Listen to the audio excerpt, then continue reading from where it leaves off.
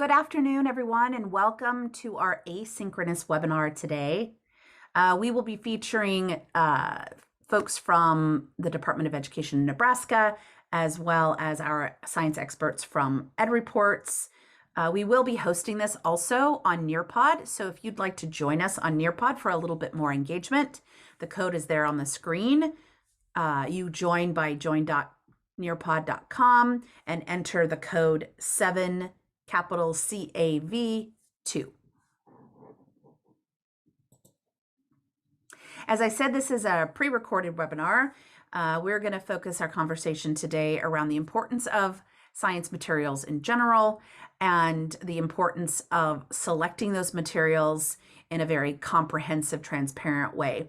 And we'll hear about some resources from EdReports and the Department of Education in Nebraska. If you are going to join us through Nearpod, again, here's the code. If you are doing that, you will see a play icon at the bottom of the slides. We've recorded today's webinar in sections so that we can have some engagement after each of the sections. If you're finished with a section, you can click the blue arrow to the right of the screen. If you'd like to go back to something, you can click the blue arrow on the screen. We would love to have you join this conversation. We've got some polls, some collaboration boards, etc. We'd love to hear from you and especially hear about your questions. If you are seeing this on YouTube or some other kind of video, you can join us on the Nearpod or you can continue viewing however you'd like. I'm Shanna Estep. I am the Senior Specialist on the Outreach team at EdReports. I will be your host today. You'll hear my voice. I have an opportunity to interview both of our special guests today too, so that's a really great section. Our special guests today are Audrey Webb, who is the Science Education Specialist for the Department of Ed in Nebraska, and Sam Shaw, our Director of Science Reviews for EdReports. Here are the objectives for our session today. I won't read them to you. You can read that to yourself, but I will say that hopefully you'll leave today understanding a little bit more about the importance of materials, science materials, what are the characteristics of high quality instructional materials for science, and then some resources to help you select those materials. We'll spend a few minutes in each of these sections.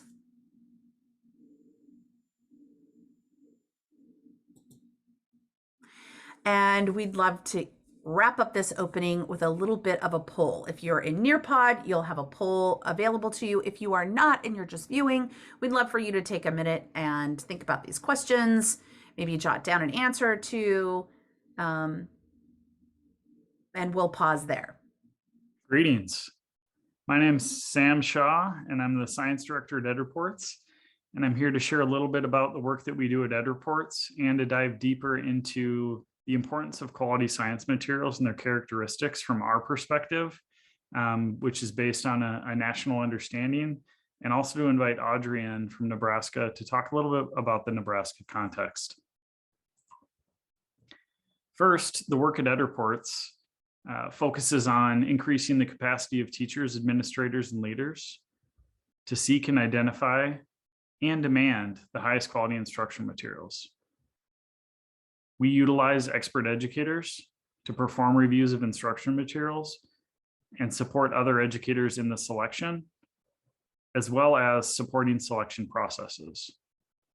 We're a nonprofit organization, and we're by educators and for educators. Here's a few components that help shed some light on the work that we do and the ways in which we do it.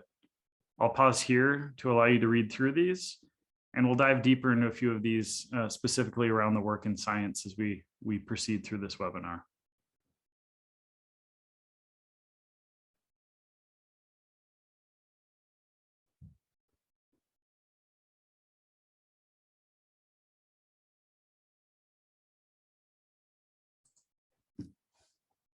So first, to set the stage, we know there's wide disparities in the access to high quality learning experiences in science. And these disparities occur at every level within the system. But as we know, science instruction at the elementary level is very limited.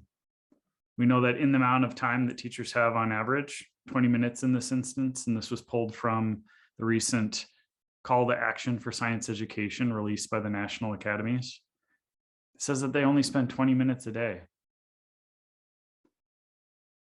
That says a lot about the need for high quality materials to do an appropriate job with students in that amount of time. Largely, we know in terms of selection processes through the important work by our friend Morgan Polikoff, who has a deep commitment to research around the importance of instructional materials.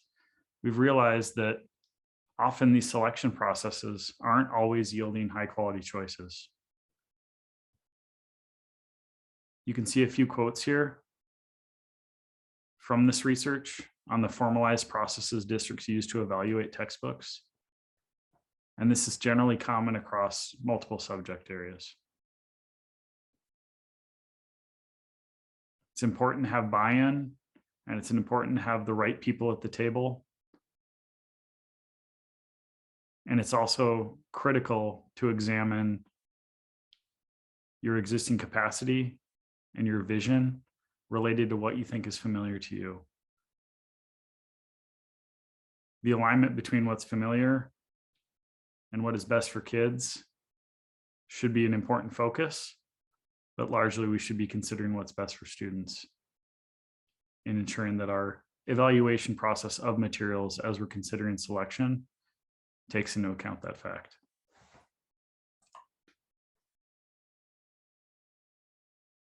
From TNTP's opportunity myth, we realized that the most successful processes focused on clear visions of excellent instruction. Those visions generally include grade level content at the forefront, right? Are students working on what they should at that grade level? Are students engaged in the learning? Is it worthwhile? Are the tasks aligned to standards? And then ultimately, what I think is probably one of the most important things, which is ensuring that the students are the ones doing the work and the thinking.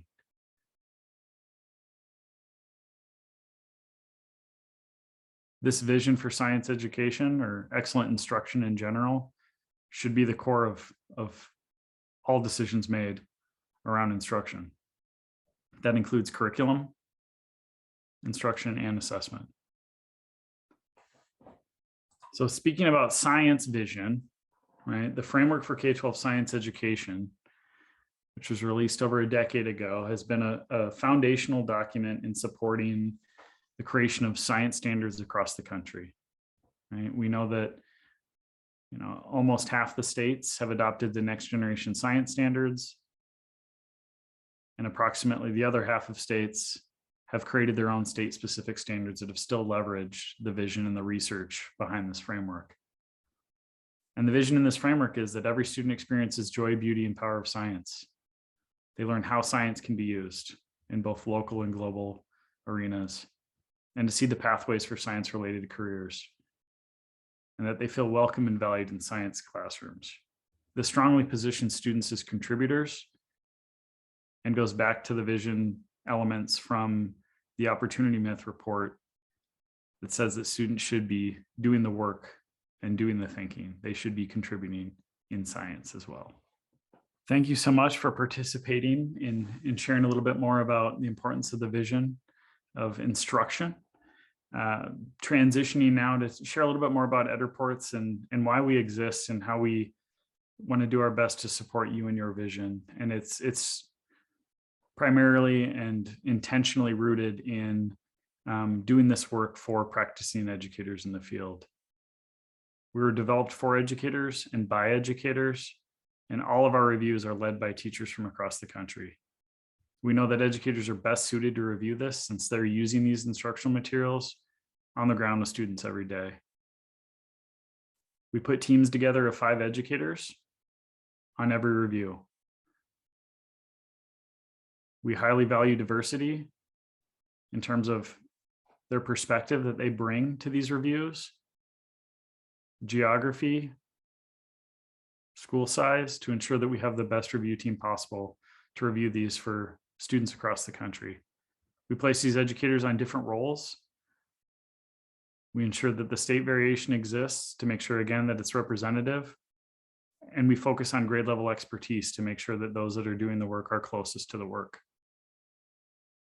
We bring in multiple sets of perspectives. We look at all elements of the core curriculum. We touch every page and we click every link. And these reviewers on average spend over 150 hours of review time individually per the series they review. Generally, these review teams look at 3 grades. So they're looking at the individual materials of a single course, but also in a coherent sequence across grade levels. Because we know that selection processes generally include multiple grades in that process. So we're supporting not only the individual teacher, but the teachers together within a district. As you can see, we have a variety of regions represented, including quite a few from Nebraska, and happy to report we've had multiple that have served on science review and always looking for more. The darker the blue, the more reviewers we've had in that state. And the gray represents states we have not had reviewers from yet. So we're almost there. We almost have the entire country, and we keep going. And like I said, we're always looking for more. So the work that we do is strongly rooted in educators, but it's also rooted in research around what quality is in terms of instructional materials. In every review process, it begins with a national listening learning tour of experts and stakeholders. Those experts 100% include educators. This happens through individual interviews, focus groups, sharing, learning, understanding to see what the challenges are in the field, but also what the priorities are for instruction related to local vision and also related to research like the Framework for K-12 Science Education, Next Generation Science Standards, and other review tools in the field. In science, we've heavily leveraged existing review processes in other areas as we engaged in our initial tool builds to ensure that the message we're sending is consistent across the country and also supports districts that utilize those measures in different adoption processes and selection processes. So we've looked to the Equip and Peak tools developed by Achieve Inc., the Next Gen Time process developed by Achieve, BSCS, and WestEd, and also the BSCS guidelines for instructional materials evaluation. Those have all played a key role in developing the criteria that we have. The criteria that we have at the largest level are 3 gateways. This is very similar across all review processes at EdReports. You have 2 gateways up front that are generally called alignment. These are where we really look at alignment to standards and the learning experience developed for students to meet those standards. And again, that's gateways 1 and 2. Gateway 3 is usability. And that focuses more on the design of the program, the supports for educators, the supports for students, and other factors like assessment and digital design. To move through these gateways, a program has to meet or partially meet expectations in Gateway 1 to move to Gateway 2. And to move to Gateway 3, they have to actually fully meet in Gateway 1 and 2. So let's dive into each individually and learn a little bit more about them. Gateway 1 has 2 criteria. Gateway 1 is the focus on NGSS design for 3-dimensional learning. Criterion 1 is 3-dimensional learning and assessment, primarily around the student experience. What opportunities do students have to engage in use of the 3 dimensions as they learn?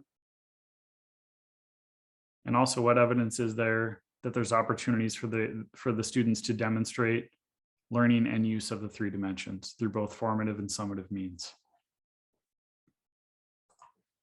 Criterion 2 is around the role of phenomenon problems driving learning for students.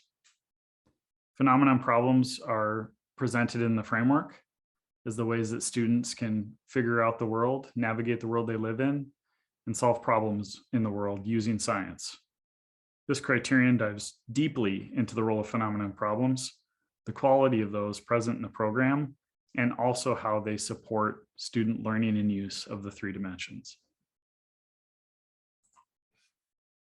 If a program meets expectations in Gateway 1, they demonstrate that they have three-dimensional learning and assessment, phenomena and problems drive learning, or that they partially meet, they can move on to Gateway 2. Gateway 2 is where our reviewers focus on coherence and scope of the program. And this is primarily a focus on the role of the three dimensions and ensuring that all the elements of the performance expectations or standards for the grade band are met. We also ensure that the nature of science and engineering elements that are required in the standards are present. The educator reviewers also look for coherence from the student perspective. Do the students know why they move from unit to unit? They also look at an intentional design of a program. Was this program built to ensure that students increase in the sophistication of their tasks that they engage in related to figuring out phenomena and solving problems as they move through a course and as they move across courses? And they also look for scientific accuracy here and ensuring that the work is primarily on grade level or grade band level. And if a program meets expectations here in Gateway 2, and if they met expectations in Gateway 1, they do move on to Gateway 3. If they partially meet in either Gateway 1 or Gateway 2, or do not meet, they will not move on to Gateway 3. The reason for this is students need to first have an opportunity to experience and meet the standards, meet the expectations of the content for that grade level before we look at the aspects of Gateway 3 around usability, which are the supports for the teacher, aspects of the quality of assessment design, specific student supports, and intentional design of the program around technological aspects of the program.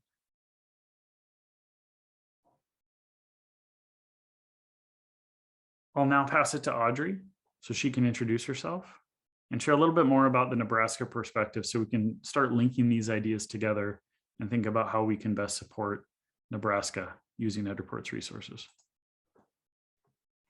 Hi, everyone. Again, my name is Audrey Webb, and I serve as the K-12 Science Education Specialist at the Nebraska Department of Education. Nebraska shares this framework-based vision for science education. As a field, we've identified 4 key markers of quality science materials: three-dimensional learning, students making sense of phenomena and designing solutions to problems, building K-12 learning progressions in a way that makes sense to students, and all standards for all students from kindergarten to 12th grade. You'll see these markers of high quality map perfectly onto the gateways used by EdReports. Use these categories to look for evidence of high quality in your review rubrics, walkthrough observation tools, teacher feedback forms, coaching materials, and any other tools your district uses to support high quality instruction and materials. Nebraska also has a document that bridges the review materials available through EdReports to our system in Nebraska. This bridge document is linked to the picture in this slide and also in the science selection process page on the Nebraska Instructional Materials Collaborative site. We'll take a look at this resource a little closer later in the webinar.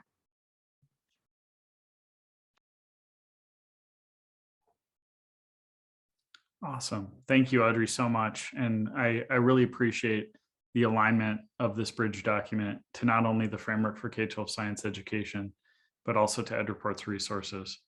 So I'll share a little bit more here about the resources that we have available, the reviews that we've done thus far around instruction materials, and how they're currently faring in these gateways to support districts as they're considering selection and understanding the programs that are in the field. So first, we'll talk about grades 6 through 8. This is the review process that EdReports started in 2018 with the first reviews released in early 2019. So knowing that we've been at this for just a few years now, we have quite a few reports for grades 6 through 8 now, knowing that this was the first program that we started with. You can see that not many programs have had an opportunity to meet expectations for Gateway 1. What's interesting is we've been in multiple conversations with these publishers since these reviews, and many are choosing to revise their program and be re-reviewed. EdReports stands by to re-review at any time, and we want to bring good news to the field. So if we know that revision has happened, we bring a new review team together and we engage in review as quickly as possible. As you look through, there's not many re-reviews that have occurred thus far. One was just released, Discovery Science in the third row. You can see that they have met expectations in Gateway 1 and do not meet expectations or partially meet expectations in Gateway 2. Again, if you do not fully meet in Gateway 1 and 2, you do not move to 3. But this is an interesting story because they were reviewed back in 2018 in the inaugural review, and they didn't pass Gateway 1. So what we're seeing is progress in the field. And like I said, we've had conversations with multiple on this list as they consider their revision. So we're standing by to review, and we're producing these reports on the website. And you can see here that there's some interesting options. And there's some really great conversations, especially when you dive into these reports and see what these points actually represent. Generally, we say one score does not equate to another score. You need to consider your vision for instruction, what you prioritize, and really look at these reports to say, where is this evidence really helpful in terms of helping support us in areas that are important to us and to our vision? And where are those gaps that we can address as we consider making adjustments, supplementing, and moving forward to meet the needs of our local population? Here's just a quick list of the cut scores for our Gateways 1, 2, and 3, which helps you understand, again, how many points it takes and what the possible combinations could be as you look at the reports to consider how they could move between these gateways. Again, this shows that there is a large range, which means that there's plenty of evidence and information in these reports to help you understand how they got the scores they did and why or why not did they move on to subsequent gateways.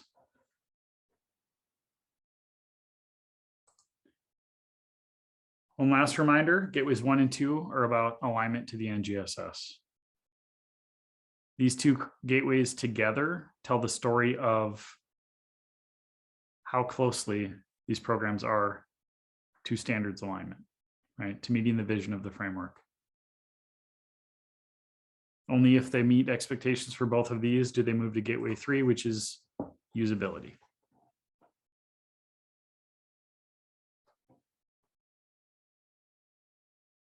Now, the next grade band that we started reviewing is grades K through 5.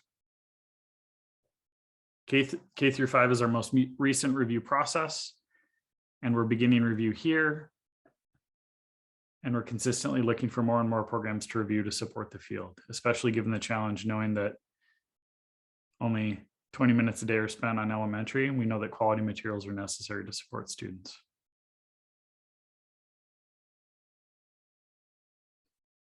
You can see here that this is a little bit different view on these reports. This is a screenshot from our website. You can use this feature in looking at the 6-8 materials or the K-5 materials, and it allows you to look across programs to see the scores. And I presented this one for K-5 because it's a little different in the K-5 review. We produce reports at each grade level. Generally, this is because there's grade level standards in elementary. In middle school, they're usually grade banded standards. So here you can see one publisher.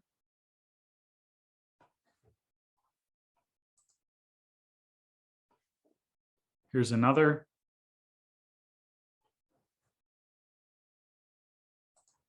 And here's the third that we've reviewed thus far. So we have 3 reports up for grades K through 5.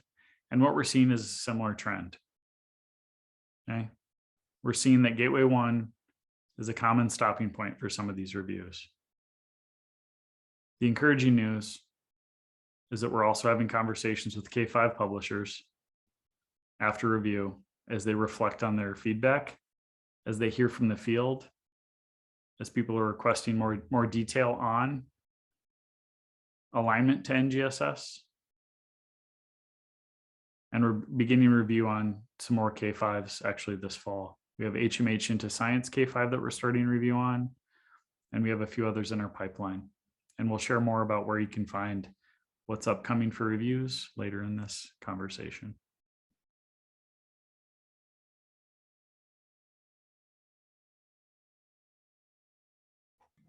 We'd love for you to take a moment to think about what surprises you about this data or what questions this information might prompt for you. Thank you so much to Sam at Ed Reports for providing such a clear description of the current landscape of science curricular materials and providing us with a place to go to get the evidence we need as we're making vision and standards aligned decisions best for our students and teachers in our contexts. I'd like to dive into the Nebraska priorities more specifically, zooming out again to contextualize Nebraska's work within the nationwide effort to centralize science and clarify some things related to our timeline through ESSER. It is no secret the needs in our educational systems have been made more visible and more clear as a result of the pandemic. As we've responded to our quickly changing context this past year and a half, the NDE has made an intentional effort to work with districts and ESUs statewide to identify our top priorities. Through these consultations, 5 big priorities surfaced over and over again in terms of how to most effectively allocate resources on Nebraska's road to renewal. For this webinar, we'll focus on 2 of them: educator and leader supports and learning acceleration. High quality instructional materials, like Ed Reports just outlined, are central to both of these priorities. On this slide, you'll see one of our 4 statements that together make up the ethos for science education in Nebraska. If you click on the icon in the lower right-hand corner, you'll see the document in its entirety. It's comprised of a purpose statement, that big why do we do what we're doing? Why science literacy? A vision statement, what do we hope to see in Nebraska classrooms? A mission statement, how do we hope to get there? What tools do we have at our disposal?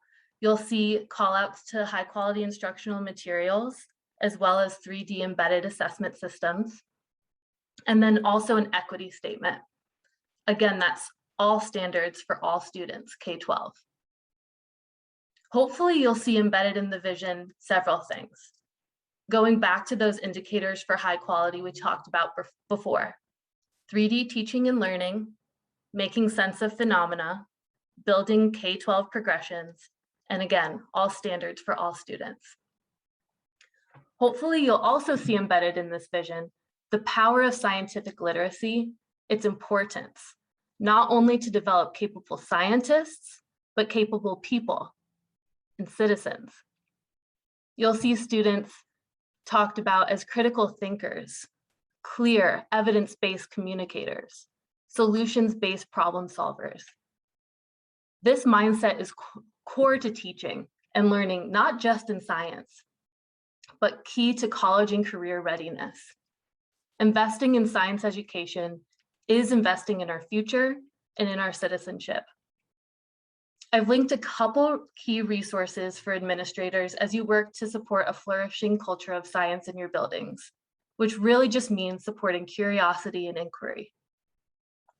This first is an executive summary of the new vision for science education for an administrator perspective with supports around 4 key areas. That's the STEM Teaching Tool 21.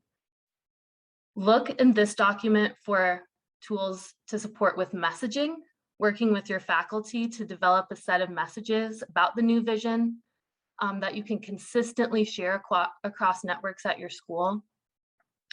Look there to figure out, what does science learning look like now as students are figuring out how phenomena work? What does assessment look like? What assessment shifts need to happen to accompany our instructional shifts? And how can students regularly engage in engineering design related to science?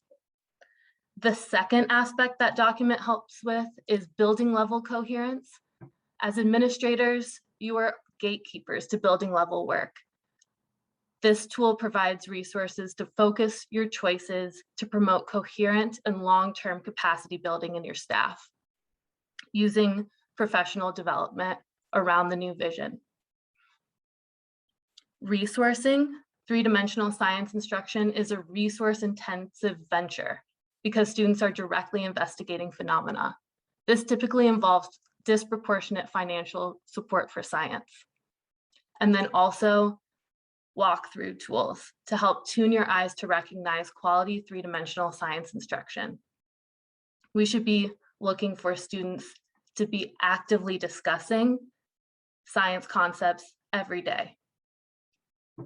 You'll see linked to this page an example walkthrough tool. This again can help us all to start internalizing these key features of high quality instruction and materials. And then you'll also see linked the CS Cube vision alignment statements that can be used to monitor progress towards our vision. Launch Nebraska outlines indicators of success in the wake of the pandemic. How can we be charting to see we're growing in the areas that will best serve our students and teachers with the resources they need to be successful? These are likely familiar to you because these are the areas for consideration for districts as they think through ESSER budgets. The investment of time, money, and personnel in these categories can help us track our progress towards our learning acceleration goals. I'm placing these goals before you to encourage you to bring science to the forefront in your considerations in each of these areas. Establishing a process to select high quality instructional materials takes time. This will take longer than one PD release day to review and select materials. Engaging in an ad hoc way like this is likely to result in purchasing the same kind of materials we've seen. In order to move the needle in science materials industry, we need to be taking the time to internalize what high quality means for science and taking the time to look for these indicators and materials. We can do that by really focusing on that first bullet point of establishing a process to select high quality instructional materials, especially in science. As you're reviewing, districts should be thinking through their plans and processes for implementation. Likely the review process will surface gaps in curricular materials. So going through this robust review process will put you ahead for bullet point number 2, for selecting and implementing high quality instructional materials that are aligned to the vision for science education. The third bullet, supporting successful implementation requires high quality, job embedded professional learning specific to the materials, standards, and research-based best practices of the field. Metrics to monitor quality can include teacher and student surveys, summative, interim, or formative assessment data, longitudinal walkthrough observational tool classroom data, progress towards vision alignment statements, and many more. Please feel free to reach out to me or your ESU for support as you develop your monitoring plan. All this work is happening in a broader context of a national call to action for science education. The main thrust of which is emphasizing the centrality of science to well-rounded 21st century education, as we just saw in the Nebraska Ethos for Science. I think of these action areas and steps in 2 big categories: developing a robust infrastructure of science in the classroom, of which high quality instructional materials are an essential part, and monitoring that infrastructure for continuous improvement. Key pieces of that infrastructure are time, materials, resources, strong and diverse workforce, and a pathway for students that includes all students rather than excludes. Laying Nebraska goals for content next to the national call to action for science education, I hope you're noticing that they map onto each other really solidly and also can be thought about in these two buckets, establishing and monitoring infrastructure. So those first ones, establishing infrastructure, and those ones at the bottom, monitoring that infrastructure.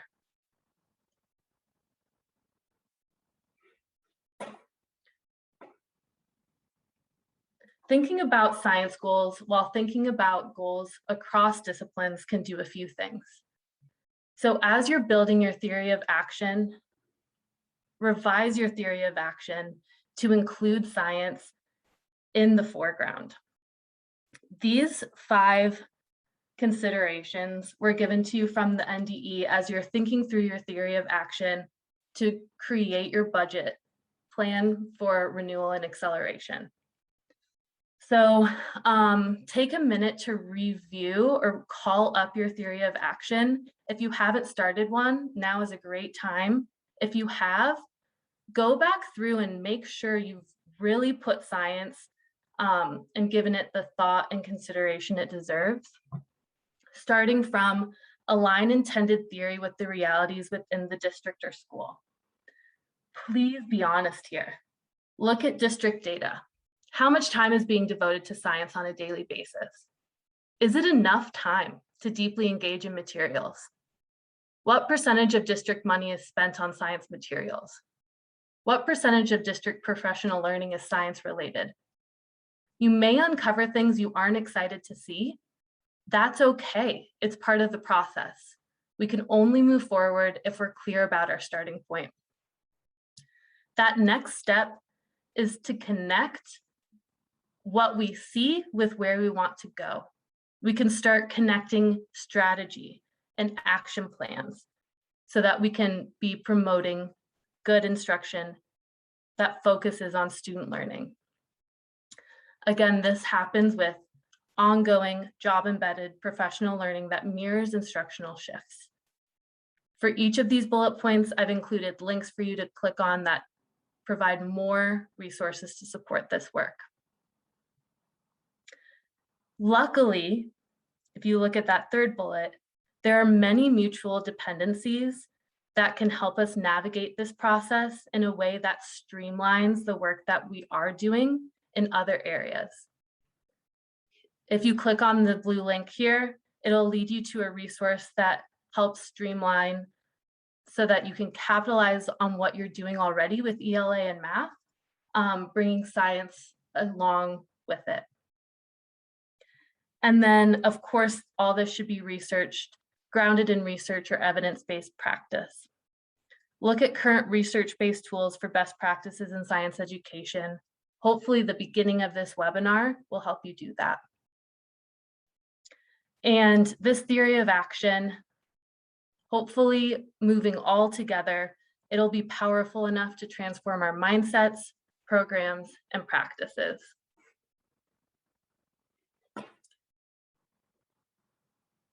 Theories of action should be powerful enough to transform mindset, programs, and practices, keeping in mind these instructional shifts. Again, if you look down these instructional shifts, none of these should be different. You'll see they're aligned beautifully to the gateways. You'll see they're aligned beautifully to that framework-based vision for science education, centering 3-dimensional teaching and learning. This is, again, where students apply their content knowledge through 3-dimensional learning. They're using science and engineering practices, developing their big lenses of science thinking through those core cross-cutting concepts as they're discovering that disciplinary core knowledge. Integrated science, connecting ideas across disciplines by explaining natural phenomena, designing solutions to real-world challenges, and then again, that streamlining approach of interdisciplinary teaching and learning. There are overlapping skills with ELA, math, and social studies that we can really capitalize on.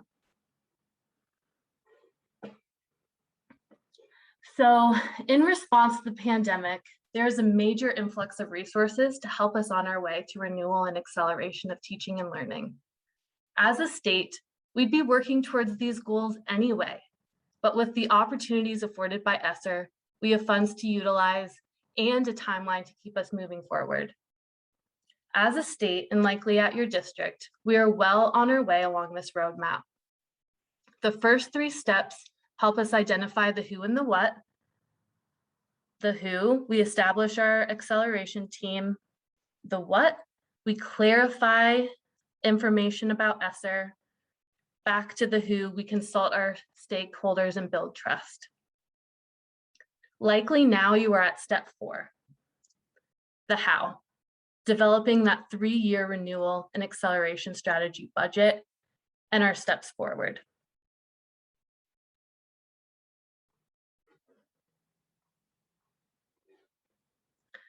Here, we're zooming in to our current place in the timeline. So if you look, July 2021, September 2021, that ESSER application was due. Right now, we're in that ongoing work between now and September 2024.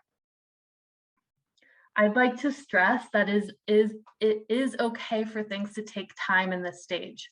This is a complicated process of trying something and adjusting based on new evidence. We need to give ourselves the time it takes to make those adjustments as needed. You can update your ESSER application at any time to reflect more data, more evidence, more district processes, and implementation strategies. In the next 3 years, be working with your ESU or NDE or cohorts around you, utilizing similar instructional materials to develop a plan. Don't rush it. Devote the time needed to make informed, vision-aligned decisions when it comes to selecting and implementing materials and building out an accompanying professional learning schedule and monitoring plan, keeping in mind that September 2024, we can hope to see a big return on these investments. Thank you so much, Sam and Audrey. Great information about the supports that Nebraska has for teachers and educators. And Sam, thanks so much for a really in-depth look at our reports and our tools. I am really excited to have an opportunity to interview you both. I've got some questions that I've heard from the field. I know, Audrey, you've had some questions. Sam, you've had questions. So let's take a few moments to get some of those questions answered. Sam, I'm actually going to start with you. Sam, here's what I get a lot. The conversation around science seems to have taken a back seat to ELA and math for a while, especially when it comes to standards rollout, materials rollout, etc. What can you tell us about the gaining traction of the national conversation around the importance of instructional materials? I can tell you a lot, Shanna. Thank you for asking. I'll just start generally, just around what we know about the amount of time that educators are spending on materials right now.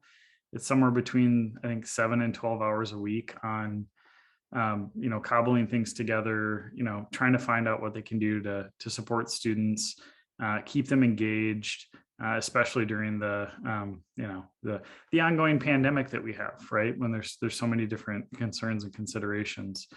So that's only, I think, adding to the challenge. I think one of the largest conversations that's being held is that we need to respect educators' time. They need to use their time on what matters, which is supporting their local students. And they can only do that with a solid set of materials. There's so many considerations around instructional materials that are important for the students that are really hard if left up to individual teachers in their isolated classrooms. You think about the coherence of learning. I reflect myself on thinking back to my 8th grade classroom when I had students using a volcano model, which I shudder at because that's not a true scientific model. But I realized that I wasn't having conversations outside my grade level, nor did I have time and space to do that, to understand that kids were doing this in other grade levels even. So even if it was like content that probably wasn't the most engaging or actually authentic in terms of science, I had a student bring in a model where they crossed off 5th grade and 6th grade and then just wrote 8th grade, right? So in terms of my ability to build materials and create them on my own, I was isolated, and we didn't have those conversations across grade levels, right? And so quality materials and through the work we do is to support understanding not only within that grade, but across grades and what they're doing if it's on grade level.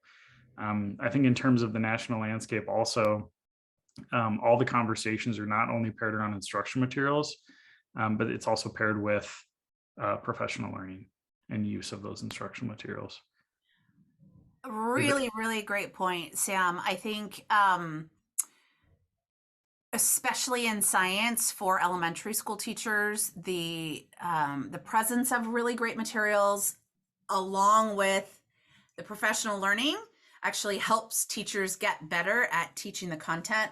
I was reflecting on my own middle school science teaching experience and thinking I just assumed that whatever I was given from the district or from the school or even from my, partner teacher was aligned and high quality. I really the thought of looking at alignment. Of course, I mean, to be really fair, I started teaching when there technically weren't any standards, but I will say we hear this a lot in ELA and mathematics also, that we assume everything that's on the market, why wouldn't it be aligned at this point? Why wouldn't it be high quality? Why wouldn't it do the thing we need it, the things we need it to do if it's even out on the market?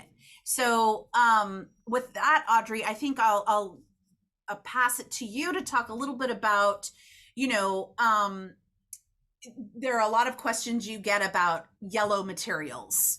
Will people be able to, in Nebraska, be able to use ESSER funds to, adopt yellow materials? What are the processes districts that need to have in place if they do decide to use, the reports that we've published so far and adopt something that may be partially aligned?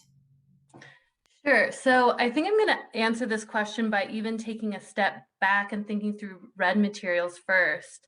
So again, coming back to Sam's point about time, especially for teachers in the classroom, is those shortcuts that districts take in the selection processes will end up coming back and cost those teachers tenfold in time. Because if we're adopting red materials or materials that we haven't really fully thought through our process for how we're going to figure out those gaps in those curricular materials, and that just lands right on the lap of educators in the classroom yet again. So I think this is just a huge opportunity to be using federal funds to purchase high quality instructional materials to the benefit of our teachers and our students. So with that in mind, thinking through yellow, that's going to be a case-by-case basis yet again. We know that based on what Sam shared with us, there are going to be gaps surface when purchasing, selecting, reviewing those yellow items. And different districts will be able to meet those gaps in different ways based on the resources that you've got in your district or region. So part of the process is going to be really considering, okay, what gaps is your district really well suited to overcome? What gaps maybe is your district not well suited for? That's going to change your adoption of materials. So kind of the long answer there is it's a case-by-case basis with approval from NDE based on, did the district think through the evidence presented to them and figure out a way to ensure that what they're giving to teachers really does provide them the support necessary to be able to be confident rolling out high quality instruction and materials to their students. So Audrey, one of the things that I say a lot in the field is every set of materials is going to take work. There's no Cinderella slipper or, materials aren't wearing a cape, right? They're going to have some issues, right? So what I ask teams to think about is what's the work you can do, right? So if you're looking at a set of yellow materials and you're going to have to, do some work, what's the work you can do? What's the work you want to do, right?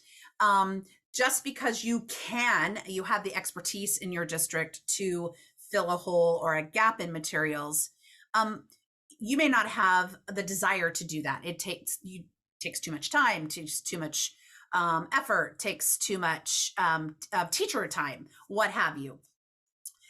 Just because you want to do the work, can you? Do you have the expertise? Do you have the time? Do you have the resources? So I really think it's important for districts to think deeply about where are the gaps in the materials and how do you plan to plug them? And can you do that? Great. Absolutely. Yeah. And especially with science, just to add on there, we're seeing a lot of, one of the big reasons why materials aren't making it through Gateway 1, and Sam, again, feel free to weigh in on this because you see this more than I do, but from what I've seen is a lot to do with students demonstrating their learning of the 3 dimensions, not having the 3-dimensional aspects of the curricular materials relegated to simply signposting or teacher framing of a lesson, but students actively engaged in demonstrating those 3 dimensions. And so something like that would, if materials are falling short in that, that could be a really deep and rigorous process for districts to engage in kind of elevating a gap like that versus a gap in usability or something like that. That might simply be a troubleshooting thing. Anything to add with that, Sam? Sure. Yeah. I mean, there's, a ton of assumptions I have, but it always, it's hard to make assumptions when I don't know the local context of the district in terms of their ability to, supplement or, address those gaps. But it comes back to the opportunity myth statement about like students are the ones that should be doing the work and doing the thinking, and how you can look at our reports to understand like how that student experience is crafted to position them as thinkers and the ones doing the work. Are they the ones asking the questions? Is it clear that as they're moving through the learning that it's clear to them why they're doing it? Are they the ones actually driving the learning? That usually falls on the role of the phenomenon, the problems, and how those are presented to students. If you see in a program that, a phenomenon or problem may be presented, but then the program quickly explains it to kids, the kids aren't doing the thinking there. They're just told it, and then they move forward with activities that they could have done without that phenomenon being presented at the beginning anyway.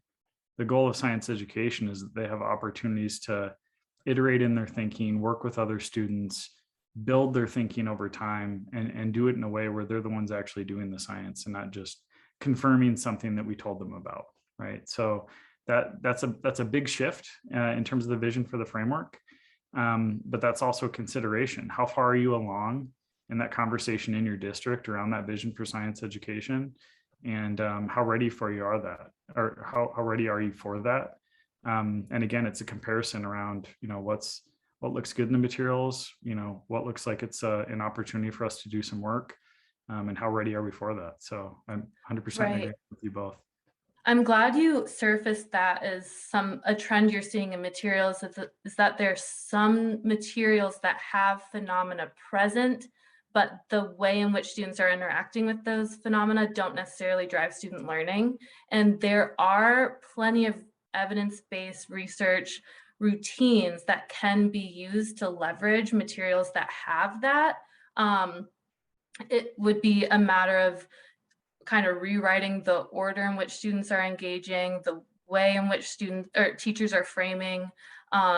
And so it would be sort of those behind the scenes teacher talk moves that would need to be, really thought about in terms of implementation. So, but again, there's plenty of resources out there if districts are in that position where they've got those materials already, or that's what they're looking for. To kind of to narrow that gap. Yeah, I think this leads me to think about what districts are doing in terms of setting up a really comprehensive, coherent adoption process, right? So making sure that potentially you are partnering with the making sure that your science folks are on, at the table, that you're partnering with other organizations, your ESUs, your other districts. I know you've had some questions about rural districts and the processes they're going through to select materials and adopt materials. We always encourage, even if you're a one school district, that you've got teacher investment as part of the committee, but that you also have the content or subject specific experts to help you think through if you are seeing something in a yellow space, right? Something that is not completely aligned, how to know which things would be easy to plug, right? And which things are actually a little more difficult to fix in materials.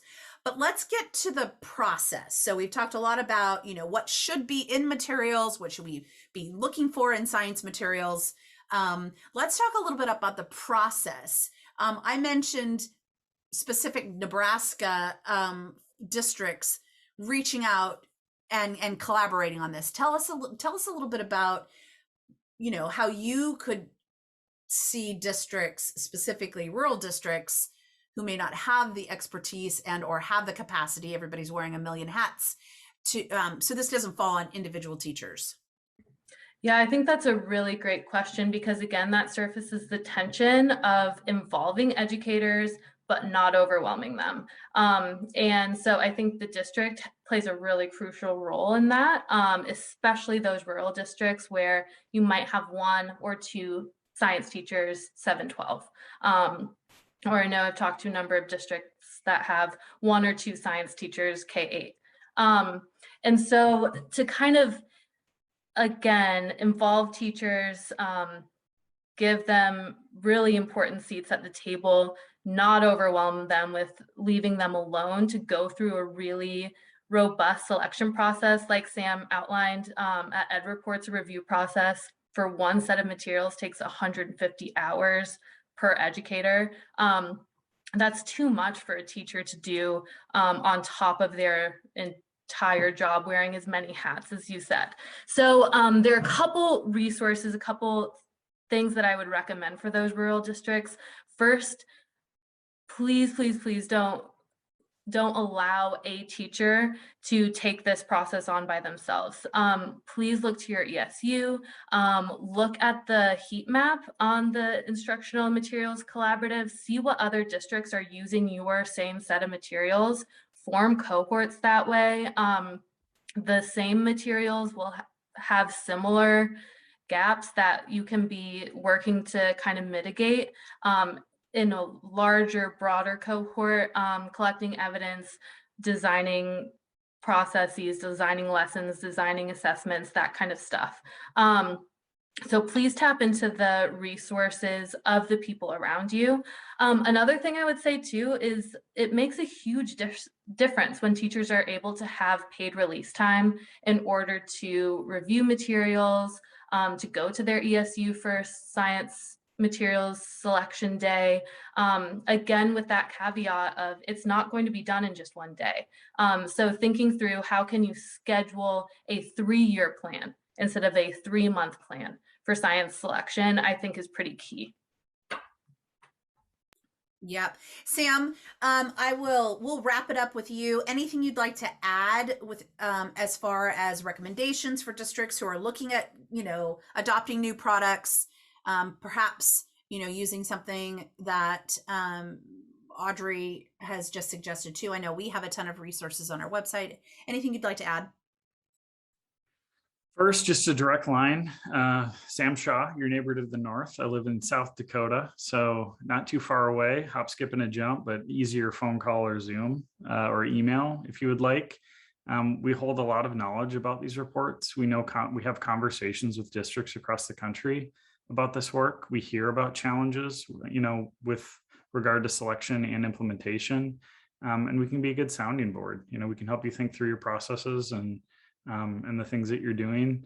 And also, there's There's some quick resources on our website that are help you kind of encapsulate different ideas, especially if you're not a science person, right? If you're at the district level or the school level and administration type role, and you really want to understand the priorities, we have some pretty quick hit things that can help support you in that regard. And also, we have a new combined document with Next Gen Science at Wested. They're the holders of the NGSS right now. We developed this resource called Critical Features of Instruction Materials. It was developed for two audiences, one for developers, so they really know kind of what we're looking for and why it matters, right? Why we have these research-based tools where we're looking at materials in this way. But it also helps an informed consumer, right?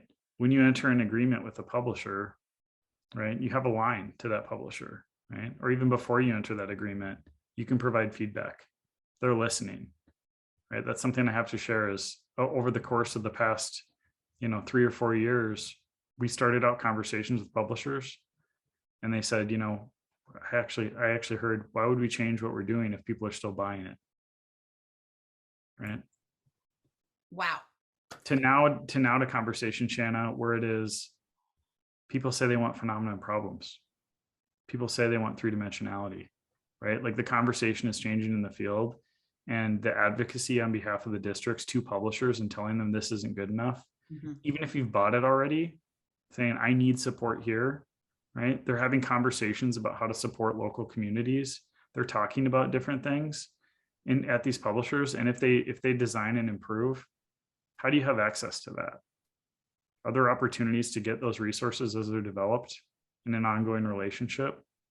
And, and again, those critical features help support those conversations around what matters and can help you shape your language, not only with those publishers, but as you consider what gaps might actually exist within the program. So it's a different way to look at materials, and there's illustrations in there on like what it could look like, which is really helpful in terms of adaptation and or just understanding. What an incredible resource. And one of the biggest takeaways that I've heard from both of you is just an empowerment of districts to be the driver of this process. It's most of my work. That's what I'm doing with districts and states, is to really put the power in the hands of districts to lead a great process and to ask publishers the hard questions, because when all is said and done, it's the educators in the field, in the classrooms, who are doing the work, right? The publishers kind of they're providing the materials and then they walk away, right? So how do you become the driver in this process and know that publishers are there to help you do your work?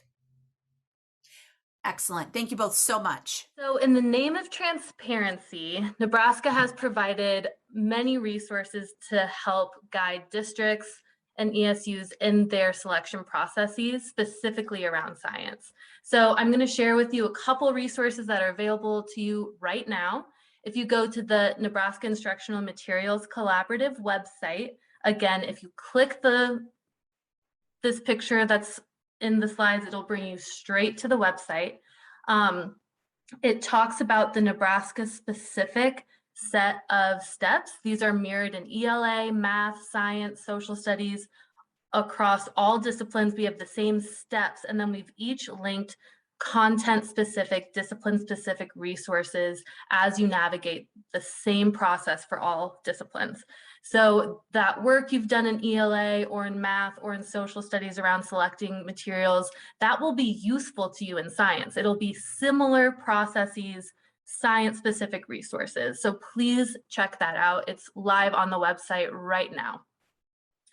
Here are a couple things that you will see on this website. You'll see that bridge document that we looked through at the beginning. Again, this goes through the criteria laid out by Ed Reports and bridges to our Nebraska system. We've got a sample timeline for adoption and selection. So as you're thinking through, what amount of time do you want to allocate?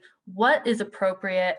What resources do we need to apply to this process, both personnel, time, money, that will help you out. And then the science materials action steps themselves. Again, these are aligned to all across disciplines. They pull in from the same work and resources that Ed Reports outlined at the beginning of this webinar.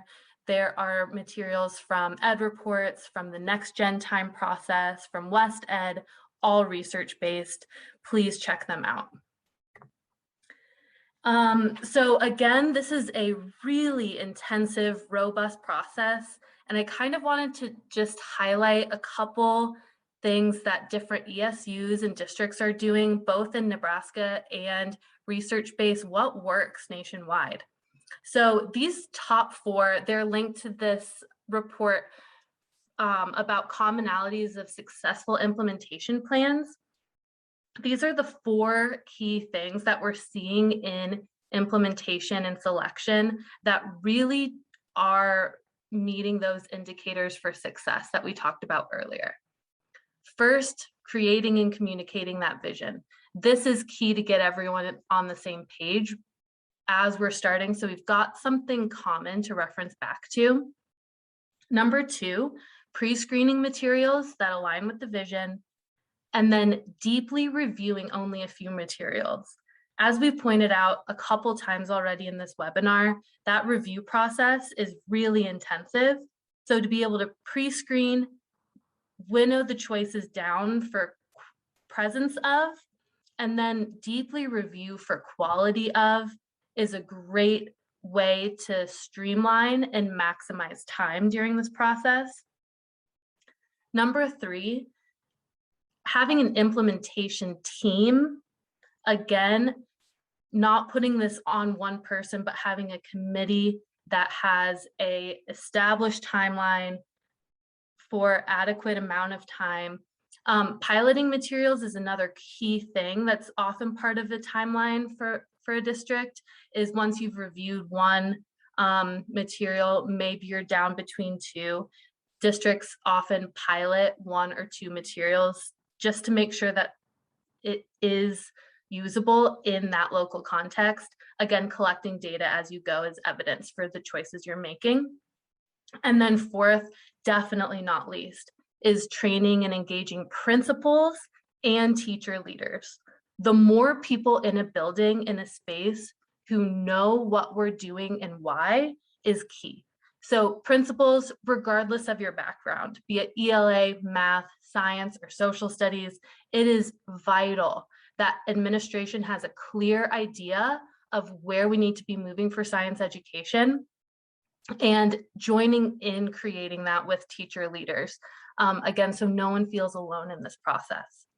So a couple things that I've been seeing surface in Nebraska districts is, again, back to that piloting piece. There are several districts who are piloting 1 or 2 materials at the unit level, taking data for those pathways. Are students demonstrating 3-dimensional learning? Is it along a progression? Does it make sense to students? Is there internal coherence? And then are there accessibility considerations for the teacher and the student built in to make sure that it really is all standards for all students? Monitoring that implementation, whether you opt for a pilot or not, using walkthrough tools aligned to the vision, very, very key to be getting as much classroom data as you can so that we can be adjusting as we go. ESU examples. I've been speaking with several ESUs, ESU 1, ESU 10, who I know are making sample district timelines and sequences, workbooks for districts. That was at ESU 1. ESU 10, I know, is working on selection process rubrics that, again, streamline this process, make it really district and teacher friendly. And again, that cohorting model, ESU's pulling together different cohorts that are using the same materials so that, again, we can spread out the load from one school now to an entire region using that same set of materials. I know that the ESU science cadre is really interested in getting together to standardize some materials for district support. So we'll be looking to convene in the next couple of months to continue to flesh these resources out for districts. So again, all of these materials are linked on the Instructional Materials Matter website. And I'll toss this to Shanna to kind of go through what each of these materials includes and why it's important to look at those. Yeah, Audrey, we're thrilled that you all have a link to these things on your website. You will find reports, right, about the 6-8 reports and the K-5 reports. You can also find a place where you can see what's in the queue, like what's coming up to be reviewed, and potentially make recommendations about what you'd like to see reviewed. You can see the review criteria, so the tool. Also part of the tool are the evidence guides, which basically is the tool that reviewers use as they are reviewing the materials. There is an evidence guide for each of the indicators in the tool, so it's quite extensive actually. It gives a research background and it really lets you know what reviewers are looking for when they're doing the review. As far as adoption guidance, on the whole, we have a link to our 6 steps for adoption, and there are many resources linked there to help your team through the adoption process. And then we would love to see you all become a reviewer for us. We've got science teams running right now in the K-5 and 6-8 space. We are getting ready to launch the high school review as well. So click that link to become a reviewer as well. There are a couple of tips there on how you can use the reports right now. You can use them to select materials. You can actually use them to do a gap analysis of materials that you currently have. And then I think it's also the reports and the tools themselves are a great way to plan for professional learning and coaching. A few other resources that I do want to make sure we mention. There's a great blog and video that is focused on 3 ways to know if you're using quality science criteria. We've got several blogs actually about overall materials that are aligned to the NGSS, and also what to think about or what to ask when you're considering K-5 science materials. And then finally, there's a great resource that I think Sam mentioned in the discussion around the features of instructional materials designed for today's science standards, linked there too. So we've got lots and lots of resources and tools to help you think about what are the quality markers in science materials, and also how would you structure a really coherent, comprehensive process to adopt those materials. All right, so to wrap up and to think forward with the next steps, I'm going to start a little bit with a conversation about high school review at Ed Reports. We've just begun this process. We know that there's going to be plenty of questions about this, and you can feel free to reach out to me at any time if you'd like to know. But to give you a sense of where we're at right now, we've held the National Listening Learning Tour. We've collected resources to inform our development. We just held our Anchor Educator Working Group meeting this past weekend, where we brought together 9 educators from across the country to help us dig through the Listening and Learning Tour, analyze it, and to think about implications for the high school tool. And we're now moving into the development of the criteria in those tools. That criteria development will go through feedback and revision, and we'll also create the evidence guide simultaneously so that the educator reviewers have support in collecting the evidence, coming to consensus, and calibrating across reviews. Through that work, we also have an advisory panel that has expertise from across the country at pivotal organizations that were engaged in development of a framework for K-12 science education, as well as close to implementation efforts now. We have district representation, educator representation, and research representation as well on that advisory that helps us make these decisions and set these thresholds for review, and supports educator reviewers with content related challenges during the review process. Here's a quick overview of the timeline. You can see all the things that have happened to date, and we're in tool creation right now, which is absolutely fantastic.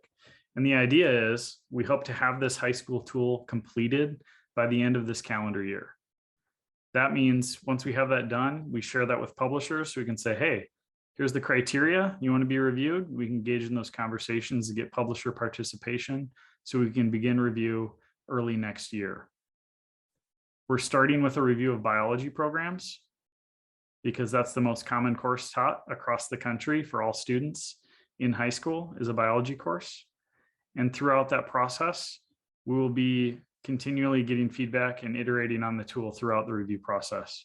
Generally, how this works is we create the criteria, we send it to the publishers, and then we engage in a calibration process and keep all the review teams on the same page throughout the review so they can fine-tune the process.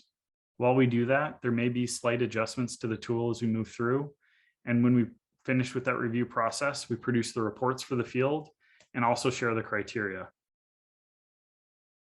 I do want to add that once we complete this tool process, we're looking forward to another conversation with Nebraska just to share some of the initial understandings of how high school review is going to be engaged in and what you can look forward to when those reports come out and how we expect to support the field as soon as those reports are live.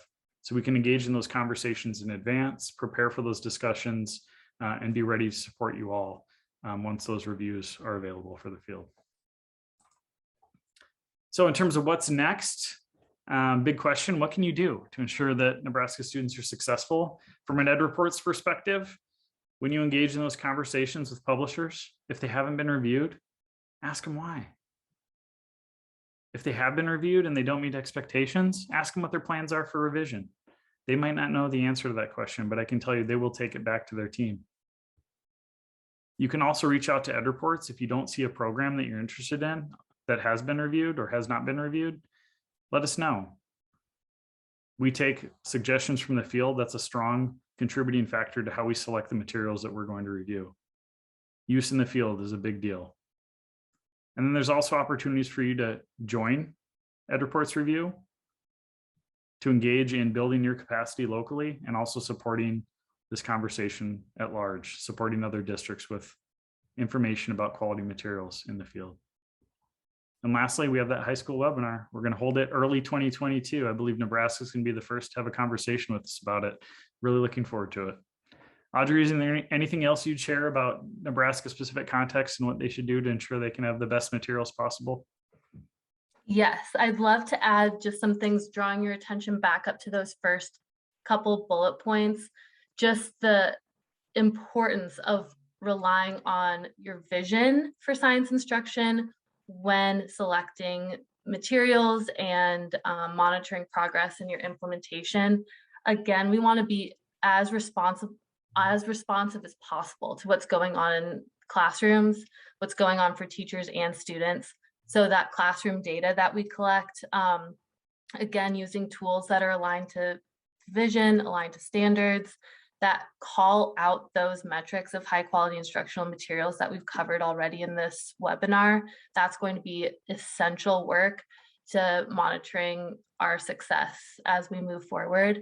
And again, yeah, just calling out that every single part of this system is important to make sure that we're moving forward all together. So every single person does play a key role. And yes, excited for the webinar in early spring of next year. All right, that's a wrap for our webinar today. Thank you so much for joining us. I'm going to pass it to Sam and Audrey to bring us home. Again, I'd like to extend a huge thanks to EdReports for helping us with this webinar, and a huge thanks to all of you who attended in whatever capacity. It's just so great to connect, even virtually, around science materials.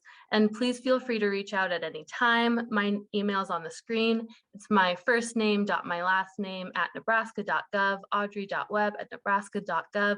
Please email me, and looking forward to working with you on science selection and implementation processes. Fantastic. And thank you so much, Audrey, for inviting us in, and all the hard work at Nebraska and in positioning such an important lever to support educators around quality instructional materials. Nebraska is doing groundbreaking work and leading in this effort across the country. So thankful to be involved in this continuing conversation. And I would offer the same olive branch, my email address, a little different format, shaw@edreports.org. Feel free to reach out, and happy to hear from you and look forward to connecting.